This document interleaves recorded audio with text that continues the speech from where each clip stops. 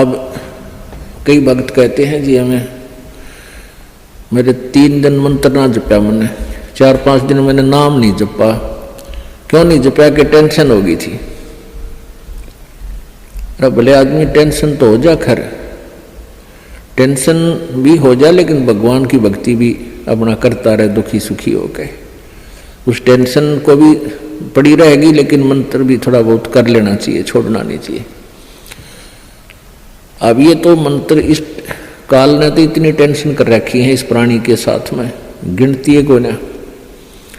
घर में को वासनी हो जा तो टेंशन, और छोटे मोटे व्यवसाय में 100 घाटे बाधे हो उसमें टेंशन, पता नहीं कितने प्रकार की समस्याएं हमारे जान में डाल रखी है काल ने। काल का ये उद्देश्य है कि ये भक्ति ना करें।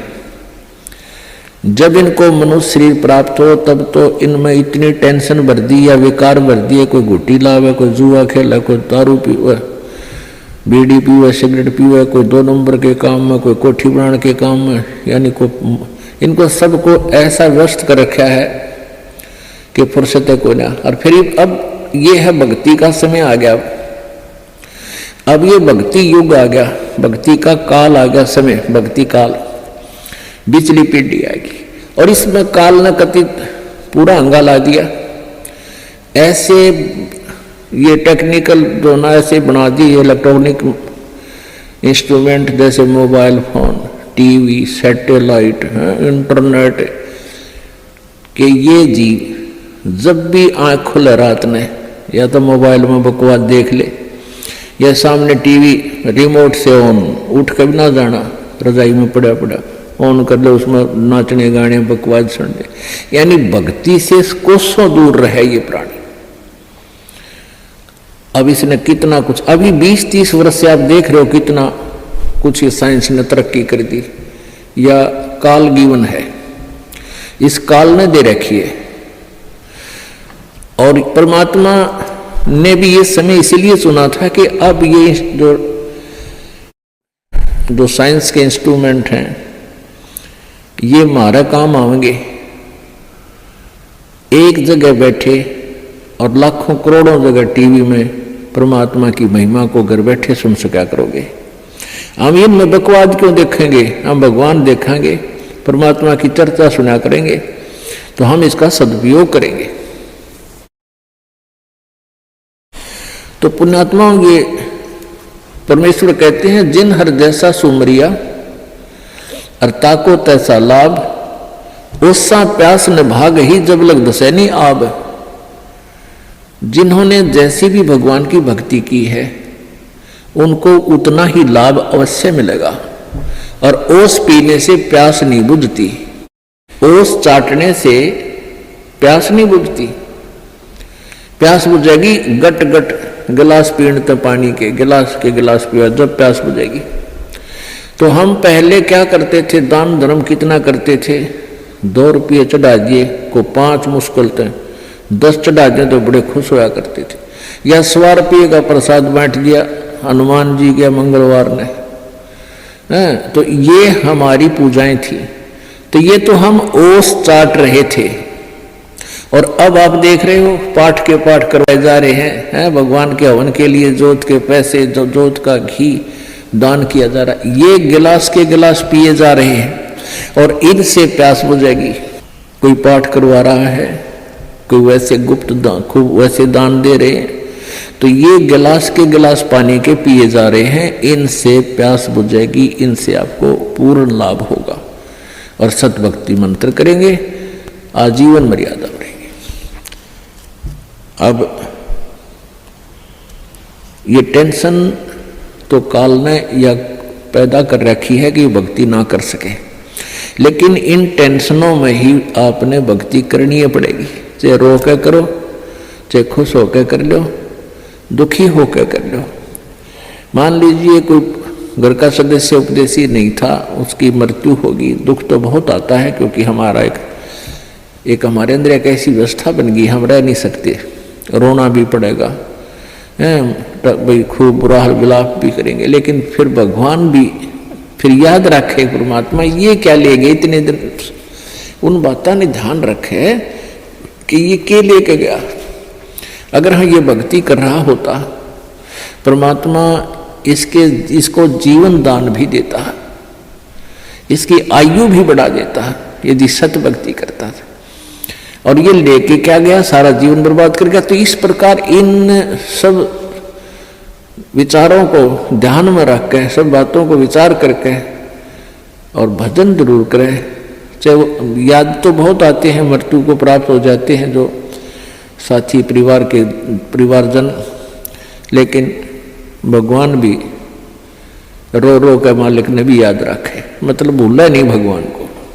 और भी कई प्रकार की टेंशन हो जाती है, किसी प्रकार की कई चिंताएं होती हैं, लेकिन चिंताएं तो हैं, चिंता भी नाम से ही समाप्त होंगी और परमात्मा की भक्ति तक करनी पड़ेगी, इन चिंताओं में करनी पड़ेगी। एक समय एक दरोगा जी जून के महीने में यानी गर्मी के मौसम में घोड़ी पर सवार होकर जा रहा था किसी दूसरे गांव में। रास्ते में किसान ने रहट जोड़ रखा था, रहट, हरहट। वो रहट क्या होता था कि उसमें एक पुली होती थी लोहे की, उस पुली के ऊपर के ऐसे एक चैन डाल दी जाती थी और उसको कोल्लू की तरह, एक कोल्लू आपने देखे हो हाथ के बैलों वाले कोल्लू, उस तरह कोल्लू की तरह बहल से चलाया जाता था और वो रहट का व्हील घूमता था वह पुड़ी, और उसके ऊपर चैन लगी होती थी। नीचे एक कुआं होता था, वो चैन इतनी लंबी होती थी कि कुएं के जल को छूती थी नीचे तक, और उसके बाल्टियां वेल्ड कर दी जाती थी चैन के ऊपर। और वो बैल से बैलों को चलाया घुमाया जाता था कोल्लू की तरह, तो वो व्हील घूमता था, वो पुड़ी घूमती थी, वह चैन साथ में घूमती थी और नीचे से पानी आकर के खेतों में डलता था और खाली बाल्टियां वापस चली जाती थी और भरी बाल्टियां चैन के साथ ऊपर आती थी, ऐसे चलती थी। तब वो पानी खेतों में सिंचाई के काम आता था। तो किसान की घोड़ी को प्यास लगी, किसान को भी प्यास लगी। उसने देखा कि सामने रहट चल रहा है और पानी पीवेंगे, घोड़ी को भी पिलाएंगे। अब जो ही उस घोड़ी को निकट लाया वो दरोगा यानी वो SHO, तो रहट के अंदर से आवाज आया करती थी, वैसे जुगाड़ होया करते थे। वो व्हील व्याल चढ़ा रखे थे, वो चर चू करके वह काफी जोर की आवाज आती थी उससे।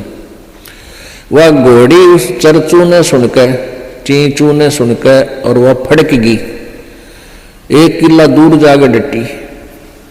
दरोगा जी गुस्से में हो गए, करे किसान या चू चू बंद कर दे भाई, ची चू बंद कर दे, मेरी घोड़ी डर रही है, मैंने पानी पीना और पिलाना है। अब किसान ने वो बैल रोक दिए, जो बैल चल रहे थे, कोल्लू को सा फिरा रहे थे, उससे वो चलने से आवाज आ रही थी, पानी भी आ रहा था। तो किसान ने वह बैल रोक दिया, तो पानी आना, जल आना भी बंद हो गया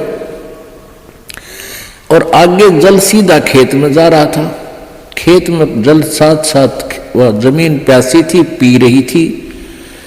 जल घोड़ी के पीने योग्य एकत्रित नहीं रहा, घोड़ी निकट आई, जल था नहीं।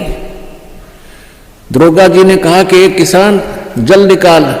उसने फिर बैल का डंडा मार दिया, बैल चला तो चू ची चू, फिर हुई घोड़ी, फिर भागी। वो किसान को उसने कहा, दरोगा ने गया चू चू बंद करवा, ची चू बंद कर। उसने फिर बैल रोक दिया, वो फिर घोड़ी लिया, पानी पाया नहीं। तब वो किसान बोला, दरोगा जी इस ची चू में पी गए तो पी गए ना, दोनों मरोगे तुम। तो ये ची चू में पीना पड़ेगा ये जल राम नाम का भाई। जब राम नाम बंद कर दिया तो भक्ति गई, वह चू चू तो फिर फायदा क्या हुआ, वह टेंशन तो सह से भक्ति और बर्बाद होगी। तो इस ची चू में पानी पीना पड़ेगा, जल पीना पड़ेगा भाई, हिम्मत रखो और एक दिन परमात्मा ऐसी कृपा करेगा या ची चू भी बंद हो जाएगी, क्योंकि परमात्मा के नाम से सब दुख दूर होते हैं। कबीर 5 पहर धन दे गया और 3 पहर रया सोए, 1 पैर हरि ना भजा फिर मुक्ति कहां से होए। 8 पहर 24 घंटे को 8 पहर में, पहले 8 पहर होती थी 24 घंटे की। अब परमात्मा कहते हैं तो 1 पैर में 8, 1 पैर में 3 घंटे हो गए। तो परमात्मा कबीर जी ये बताना चाहते हैं कि 3 पैर तन धंधा करा 15 घंटे, 5 पैर तो 3 पैर तो सो गया, यानी 1 दिन रात टोटल पूरा कर दिया।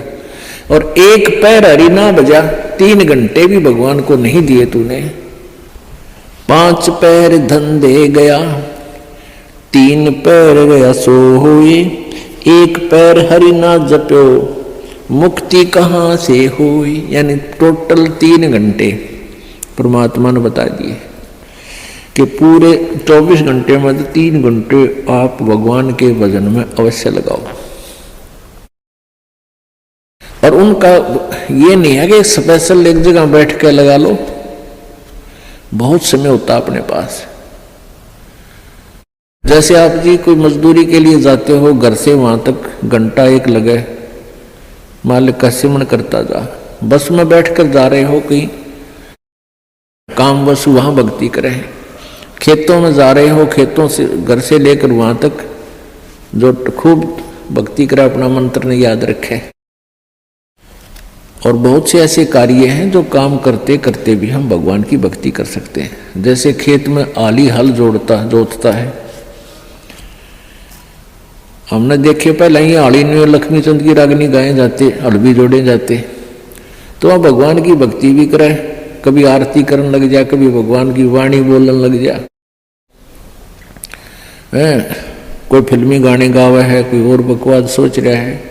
तो इस प्रकार हमने अपना सुमन में 3 घंटे का समय निकालना चाहिए। जैसे सुबह का नित्यनेम आध पौना घंटा लगता है, 15 मिनट की असुर निकंदन रामायणी 1 घंटा तो हो गया, आध 35 मिनट की आरती होती है 1.5 घंटा, बाकी 1.5 घंटा आपका सिमरन भी हो जाए ना, सिमरन आध घंटा मंत्र, 1 घंटे का श्वास का सिमरन। तो इतना भी आप कंटिन्यू कर लोगे तो भी आपका बेड़ा पार हो जाएगा। ये सत्कर मान ली, क्योंकि आप जी बहुत से पापों से बच गए, सब बुराइयां त्याग दी, भगवान से डर कर रहने लग गए। इच्छा कर मारे नहीं, बिन इच्छा मर जा, कह कबीर दास का पाप नहीं लगा। जैसे जब तक आप जी ने ये सतभक्ति नहीं ली, परमात्मा कबीर जी की साधना नहीं की करते, तो और उपासना जो करते हैं ब्रह्म तक, पर ब्रह्म तक, ब्रह्मा विष्णु महेश और दुर्गा तक, इसमें सभी जो पूजाएं करते हो उन पूजाओं का फल और जो पुण्य करते हो उन पुण्य का फल अलग से लिखा जाता है। और साथ में जो आपके द्वारा पाप होते हैं, जैसे किसान खेत में हल जोतता है, उसके विषय में बता रखा है सुख संवेद में कि 1 अलाई और 1000 कसाई बराबर पाप होता है। 1 अड़ाई होती है 30 फुट चौड़ा, 20 फुट चौड़ी और 200 फुट लंबी, किले की, एकड़ की, इतना स्थान जिसमें से हल आड़ी ऐसे एक अड़ाई बोलता था उसको ऐसे बैल को ले जाता आखिरी सिरे से और फिर उसको ऐसे जोतता था, बाया करता। तो उस टुकड़े को 1 अड़ाई बोलते हैं। इतना स्थान हल से खोदा हुआ 20 बाई 200 फुट का एक हाड़ी ने जो खेत खोद दिया हल तक, उसमें पाप और 1000 कसाई एक बराबर पाप होता है। क्योंकि उसमें ना जाने कितने जीव जंतुओं के पेटा में गए, फाड़ी निकाल दी, वो कुछ निकाल दी और उसको इतना पाप होता है। अच्छा, फिर उसको पुण्य भी होता है क्योंकि उस खेत में गेहूं बो दिए, बाजरा बो दिया और चने बो दिए, ज्वार बो दी, तो उससे ऑटोमेटिकली कुछ बीज झटका जमीन पे गिर जाता है, उसको जीव जंतु खाते हैं, तो वो उसके गुड अकाउंट में और पाप बैड अकाउंट में ये न्यारे न्यारे डिपॉजिट होते रहते हैं।